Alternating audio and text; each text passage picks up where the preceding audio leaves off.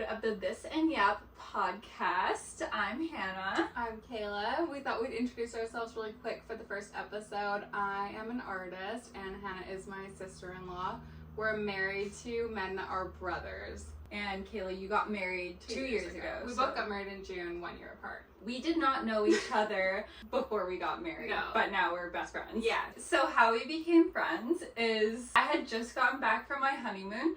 In the morning, I prayed to God and I said, "Dear Lord, I pray that Kayla would be my friend," because I thought she was so cool. And then I just randomly, I wanted to play tennis in the evening and get into tennis. So I posted on my Instagram story and I was like, does anyone want to play tennis with me? Not expecting Kayla to answer. I thought just like one of the random girls were like, and I was also trying to make new girlfriends. Yeah. So yeah, I posted that I wanted to play tennis and Kayla was the first person to respond to me. That summer I was like, hey, I want to make friends, like make some girlfriends and stuff like that, because I had like one friend and it was like my sister. But I was like, okay, I'm gonna put myself out there. And then I saw you posted that and we literally have barely ever talked, and I was just like, okay, why not? Like Winston was out that night, so I'm like, I should just go do something. And then we went to play tennis and I don't even know what it was, but we just like clicked. And I feel like I didn't realize before meeting you that we would have anything in common. No. I always say that like the best kind of friend is like the friend that you can do errands with and you don't have to like, it doesn't drain you at all. Like we're both introverts, so like you get drained when you're with people, but like you don't get drained, you get like filled up. And I feel like you literally became that after like a week. Like That's it was so quick. And when I become friends with somebody, my way of like becoming a friend is like I give advice so much. That is so true. Yeah. So like when I meet somebody, I'm just like, oh, you should do this, you should do that, blah blah blah. I'm like trying to give them opportunities. Like I just want to like give. And when I met you, you were like, oh, I want to start working out. And then I had been going to the gym for like years, so then we started going to the gym together. So I felt like, okay, this is like a way I can help her. Like maybe I love doing that. That is kind of a love language of yours. Yeah, I feel. it definitely is. But yeah, so then we became best friends. And then, yeah, I feel like we literally started, like, trauma dumping, and we got, like, so honest so quick. So quick. And I feel like we still don't even have that much in common. Even the stuff that we deal with isn't the same, but it's, like, parallel. Totally. 100%. The thing is, the fact that we, like, trauma dump and, like, share all of our issues with one another, there's never any judgment. Yeah, it's like never judgment and doesn't feel, like, heavy either. No. And it also helped, too, that we were in, like, the exact same stage of life. Like, newly married, like, we're trying to figure that dynamic out, and then like how to be a good wife, but how to also like maintain like individuality and like continuing our hobbies that we like, and like friendships outside of marriage and things like that, and dealing with like all the same things of like aging and being in your like mid to like verging late 20s, and like when we want to have kids, and then also like being married to people that are so similar has been huge. That is so true, because we've talked about this before, how the boys, they are both very type A, I would say, and you and I are very type B. It's so interesting having that dynamic, us being women and type B, and then being type A. Like I feel like that's kind of reversed for a lot of people. Because usually like all the TikToks I'll see, and just like even just the standard stereotype is like the woman is always like nagging the man to like pick up after themselves, or like or like the woman does so much, like she's like always cleaning and cooking and like after the kids and like everything, and then the man is like more lazy and just like get me my beer kind of thing, like all the standard stereotypes. Because my mom was like a stay-at-home mom with 4 kids. She is a type B, and then my entire rest of my family I would say is type A. Me and her are like more B. But she just did so much because it was a classic like 90s woman or early 2000s woman of like you're supposed to be like ultra wife or whatever. No, that's the same as my mom. Like makes my dad meals every single day. But then like when I got married, I've always been like a type B of like being the more messy one and like all that sort of stuff. And I feel like if he wasn't type A and we were both type Bs, I would have like maybe stepped it up more and be like, hey, I need to be the one that's like cooking, cleaning, grocery shopping, like on all this shit. Yeah. But it would have been a disaster because like I'm not naturally like that, and it's like you can only sustain it for so long when it's like it's so true. Not your natural state. Okay, so there's a trend on TikTok, and it's like the type B friend, and it's so interesting because they'll say like the things that like they do or whatever, like always being late or just like being really messy or like having like I literally have 270 unread text messages, like those type things. The comment section is so interesting because there will be all these type A people being like, I hate these people. I know, but I thought all these things seem normal to me. I know. And I feel like I've never like categorized myself before. Yeah. Seeing those videos for the first time, I was like, maybe I am type B. I think I knew I was type B because most of my family is type A, and my sister I'm like really close with, and she is type A. Yeah. And she's younger than me. She's literally 5 years younger than me, so we're really close. And then me being the older one and being like a disaster, and her being the younger one and being like so organized and so on top of everything. I definitely noticed it. I'm like, frick, I'm definitely type B. Totally. But okay, I'll read the description. So, people with type B personality may be easygoing and laid back, approach tasks with less urgency. Type B personality traits include patience, flexibility, and an even temper. People with a type B personality may be more prone to procrastination and distracted from a task. I feel like that's very much both of us. Yeah, definitely. And then people with a type A personality may be ambitious, hardworking, and competitive. They may have a sense of urgency towards deadlines. Type A individuals may display aggression and intolerance and may be provoked easily. But I also feel like that's yeah, it's tough. I feel like, aggression and intolerance, not so much. No. I feel like we're pretty chill. I can be intolerant with my spouse. I think everyone can. Yeah. Or the people you're super, super close with, like your family and whatever. Yeah. But then ambitious, hardworking, and competitive, like I definitely am those things as well. Yeah. I feel like you are too. Yeah. But then if I just look at me and my sister, I'm like, that's type A, I'm type B. Like I feel like those are textbook cases pretty much. I think it's like a spectrum. Yeah. Like anything. I feel like you can fall more on one side or the other side. What's your dynamic with Oliver? Oliver's very type A. Yeah. Like, he is the one... Because he's firstborn, too. Birth order plays a role in things, because obviously I'm the youngest. Oliver's the oldest. But yeah, no, he's so type A. Like, everything down to a T. Like, even, our honeymoon I was telling you about, he planned every single thing out. This was a 3-week honeymoon around Europe, and he like booked accommodations for us, like scheduled our days, blah blah blah, booked the cruise, all those things. He asked me to do one thing, and I was like, I'll get to it later. And then I just ended up chat GPTing like the entire itinerary. I was like, what to do for 3 days in Rome? Yeah. And then I just printed it out and I was like, we're just gonna follow this. That's what he asked you to do, like figure out Rome. Yeah, figure out Rome. And we went to like 5 countries. One time we went to a wedding like 2 years ago in North Carolina alone. That was the first time I traveled alone. And I lost my passport there. And then on the way back, it was like impossible to get back into Canada. They were like, they let you in. They let me in. They were like refusing me at the gate of like going onto the plane. And I also, this is like very type B, but I didn't get approved the time off work because it was like right after my wedding. So I like just leaving. I'm gonna be there on Monday. I submitted my request and they said no. I got denied. And I'm like, that was the first time I've been denied. And I'm like, yeah, I'm gonna head out. And because I worked regular part-time because I was also in school doing my graduate degree, so I worked like Monday to Friday. And I'm like, okay, I have a long weekend. And then I also did a hybrid from home, so I'm like, I can work from home for like 2 days on either end and just take a week and like no one will really notice. Oh, perfect. But then by the last day I'm like, I need to be there tomorrow because it's been 7 days. So I lost my passport and I'm like trying to get through.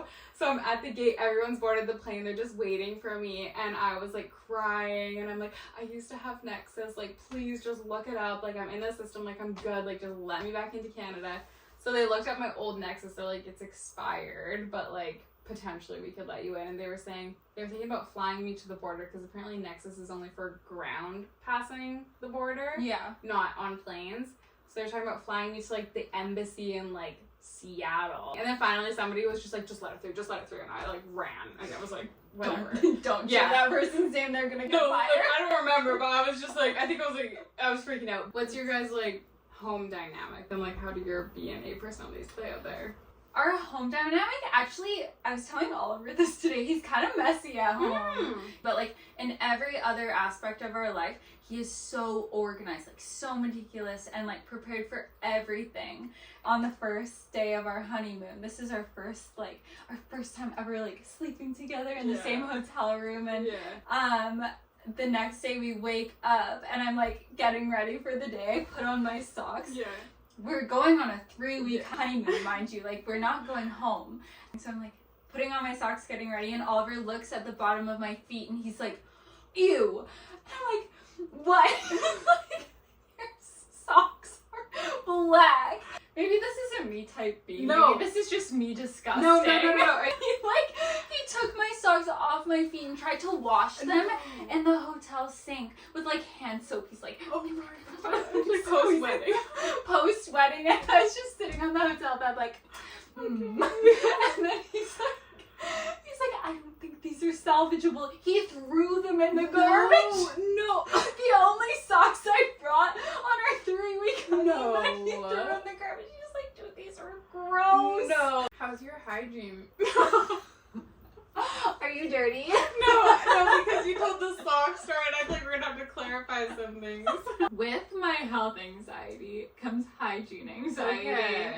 And so, yes, I am disgusting with my socks, but I will never be dirty. How's your hygiene? It's pretty good. Like I shower every day. I just do my skincare every day because I'm scared of getting wrinkly.